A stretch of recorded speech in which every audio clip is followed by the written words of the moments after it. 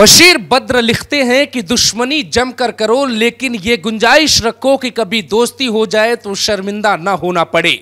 UP की सियासत में केशव प्रसाद मौर्य और योगी आदित्यनाथ की अदावत की कहानी पूरी दुनिया ने सुनी, लेकिन क्या योगी के सामने केशव प्रसाद मौर्य झुककर प्रणाम करने लगे हैं और उन्हें यह समझ में आ गया है कि योगी आदित्यनाथ आखिर है कौन?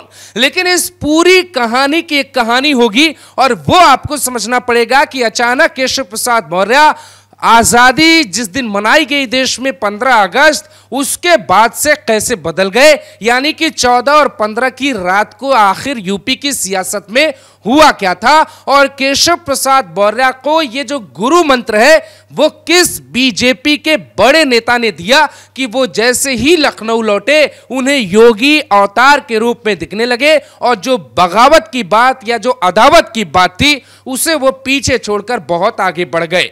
पिछले एक हफ्ते में केशव प्रसाद मौर्य ने योगी आदित्यनाथ की 3 से 4 बार तारीफ की, लेकिन इस तारीफ की नींव में जाना पड़ेगा कि आखिर केशव प्रसाद मौर्य जिन्हें योगी आदित्यनाथ का नाम ही पसंद नहीं आता था, उन्हें योगी आदित्यनाथ पूरे कैसे पसंद आने लगे। 14 अगस्त को प्रधानमंत्री नरेंद्र मोदी और केशव प्रसाद मौर्य की दिल्ली में एक मुलाकात हुई थी और केशव ने मिलने का वक्त लंबे वक्त से मांगा था, लेकिन उन्हें यह मिल नहीं रहा था और उस दिन प्रधानमंत्री ने वक्त दिया। केशव प्रसाद मौर्य को जो लोग जानते हैं, आप में से बहुत से लोग उनको बहुत बेहतर तरीके से जानते होंगे।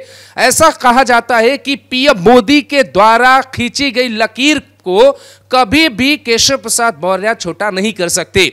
यूपी की घटनाओं का असर, देश में चुनावी नतीजों का असर बीजेपी समझ रही है और योगी आदित्यनाथ के साथ किसी भी प्रकार का कोई छेड़छाड़ करने का प्लान नहीं सफल हो सकता।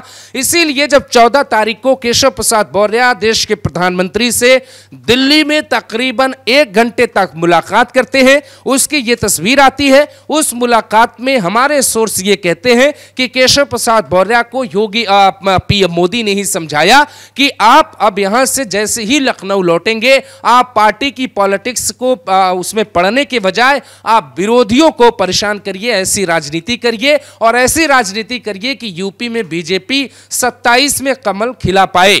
इस बात को यह भी कहा गया उस मीटिंग में, केशव प्रसाद मौर्य के सामने बात रखी गई कि किसी भी स्थिति में अगर पार्टी के भीतर ही फूट होगी तो 27 में पार्टी को नुकसान हो सकता है और जो भी एक राजनेता के तौर पे जो भी सपने देखे जाते हैं उसके लिए सत्ता का होना बहुत जरूरी होता है। और इसीलिए जब प्रधानमंत्री ने व्यक्तिगत केशव प्रसाद मौर्य को बड़ा नेता बता दिया उस मीटिंग में और उनको यह समझा दिया कि आपका चुप रहना बहुत जरूरी है और उनको समझा दिया कि अगर आप लाइन पर नहीं चलते हैं तो आने वाले वक्त में दिक्कत हो जाएगी और फिर आपका राजनीतिक भविष्य भी खराब हो जाएगा।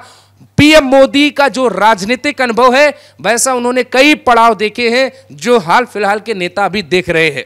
उन्होंने अपने अनुभवों से केशव को समझाया कि कैसे योगी के साथ मिलकर, योगी के साथ खड़े होकर यूपी को बदला जा सकता है। यह कहानी यहीं रोक देनी चाहिए कि योगी आदित्यनाथ का कद छोटा है या बड़ा है। इसीलिए जब वो 14 तारीख की मुलाकात करने के बाद पीएम मोदी से वापस लखनऊ लौटे और उसी दिन के बाद से 15 अगस्त के बाद से ही वो लगातार योगी आदित्यनाथ की तारीफ कर रहे हैं। उनका जो सबसे बड़ा बयान आया वो 18 अगस्त को आया और 18 अगस्त को जब उन्होंने कहा तो यह कहा कि योगी आदित्यनाथ जैसा कोई भी सीएम पूरे देश में नहीं, जबकि एक बयान वो और देते हैं 22 तारीख को और उस बयान में केशव प्रसाद मौर्य ये कहते हैं कि जब तक राम भक्ति और राष्ट्र भक्ति की बात होगी, योगी आदित्यनाथ के रहते ये दोनों शब्द को यूपी से छीन नहीं सकता।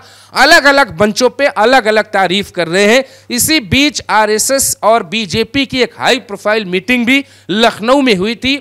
उस मीटिंग में अरुण कुमार भी मौजूद थे और उस मीटिंग में बीजेपी के नेता के साथ मुख्यमंत्री योगी आदित्यनाथ भी थे, डिप्टी सीएम केशव भी थे और डिप्टी सीएम दूसरे ब्रजेश पाठक भी थे। उस बैठक में भी जो अरुण कुमार है उनके पास जो पद है पार्टी आरएसएस में, उन्होंने उस पद का सही उपयोग करते हुए दोनों पक्षों को समझाया कि यहां पर किसी भी स्थिति में पार्टी पॉलिटिक्स का हिस्सा न बनकर प्रदेश की व्यवस्था पर ध्यान देना चाहिए। इसीलिए योगी आदित्यनाथ के सामने जो ये केशव प्रसाद मौर्य हैं वो झुककर प्रणाम करने लगे। हम आपको एक तस्वीर दिखाते हैं दोस्तों, ये तस्वीर बीजेपी की एक बैठक की है और इस तस्वीर को जरा गौर से देखिए। लेकिन इस तस्वीर के साथ एक तस्वीर और देखिए, ये तस्वीर 14 जुलाई साल 2024 की है, जब बीजेपी की कार्य समिति की बैठक चल रही थी। उस बैठक में योगी आदित्यनाथ मंच से खड़े होते हैं और मंच से अपनी दाहिनी तरफ चलने की तरफ बढ़ते हैं।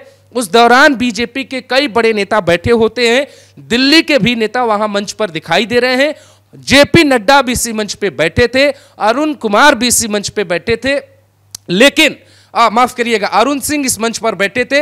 लेकिन केशव प्रसाद मौर्य का आप व्यवहार देखिए, जब योगी आदित्यनाथ मंच की तरफ बढ़ते हैं तो केशव प्रसाद मौर्य का पैर पैरों पर रखा है और वो पैर पे पैर रखकर बैठे रहते हैं। उन पे कोई प्रभाव नहीं पड़ता कि उनके प्रदेश का मुखिया, उनकी पार्टी का मुखिया वो मंच पे खड़े हुए हैं तो उनको खड़े होकर उनका अभिवादन करना चाहिए। लेकिन अब आप ये तस्वीर देखिए, ये तस्वीर है 4 दिन पहले की।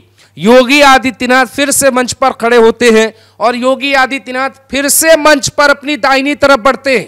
सब कुछ वैसा ही है और इस वक्त भी मंच पर बड़े नेता बैठे हैं, लेकिन केशव प्रसाद मौर्य खड़े हो जाते हैं और खड़े होकर योगी आदित्यनाथ को लगभग झुकने की अवस्था में वो जो है उनका अभिवादन करते हैं। और जैसे योगी आदित्यनाथ अपने मंच से आगे बढ़ते हैं उसके बाद केशव प्रसाद मौर्य बैठ जाते हैं। तो इस पूरी कहानी का जो सार है वो ये है कि केशव प्रसाद मौर्य इस बात को समझ चुके हैं कि योगी आदित्यनाथ के कद के आगे खुद का कद बड़ा करना या पार्टी के प्रोटोकॉल को तोड़ना या पार्टी की लाइन से अलग जाना, ये जो तमाम बातें हैं उनसे दूर रहना होगा।